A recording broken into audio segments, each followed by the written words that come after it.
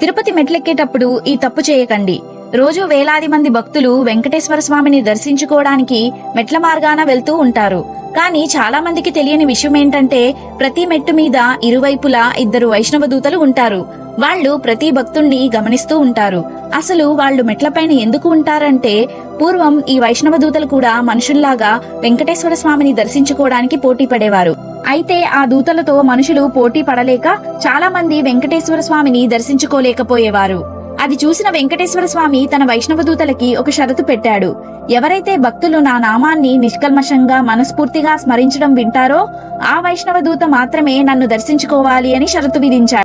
ఈ కారణంగా వైష్ణవ దూతలు మెట్లకి ఇరువైపులా నిలబడి మనస్ఫూర్తిగా స్వామి నామాన్ని జపించే భక్తుడి కోసం వేచి చూస్తూ ఉంటారు.